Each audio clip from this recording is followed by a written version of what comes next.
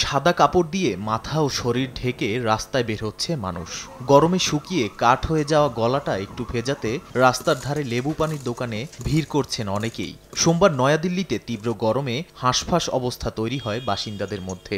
এদিন স্থানভেদে বিভিন্ন জায়গাতে সর্বোচ্চ তাপমাত্রা রেকর্ড করা হয় ৪৫ থেকে ৪৭ ডিগ্রি সেলসিয়াস। দাবদাহ থেকে জনগণকে বাঁচাতে জারি করা হয় রেড অ্যালার্ট। ভারতের আবহাওয়া দপ্তরের তথ্যমতে প্রতি ঘন্টায় ২৫ থেকে ৩০ কিলোমিটার বেগে গরম বাতাস বইছে। এ অবস্থায় যদি কেউ বাইরে ঘোরাঘুরি করে তবে তার শরীরে পানি শূন্যতা দেখা দিতে পারে। দিল্লি সহ দেশের উত্তর পশ্চিম এবং কেন্দ্রীয় অংশে স্বাভাবিকের চেয়ে জুন মাসে বেশি তাপমাত্রার পূর্বাভাস দিয়েছে আবহাওয়া বিভাগ।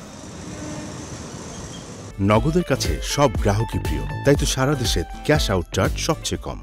গত ১২ মে থেকে দিল্লিতে তাপমাত্রা দৈনিক ৪০ ডিগ্রি সেলসিয়াসের বেশি রয়েছে। তবে শুধু ২৬ জুন তাপমাত্রা কমার পূর্বাভাস দেওয়া হয়েছিল। সোমবার দিল্লিতে সর্বোচ্চ ৪৪ ডিগ্রি সেলসিয়াস তাপমাত্রা রেকর্ড করা হলেও অনুভূত তাপমাত্রা ছিল ৪৯.২ ডিগ্রি সেলসিয়াস। আর তাপমাত্রা বাড়ার কারণে তীব্র পানির সংকট চলছে গোটা দিল্লি জুড়ে। নাদিম মারজান, সময় সংবাদ।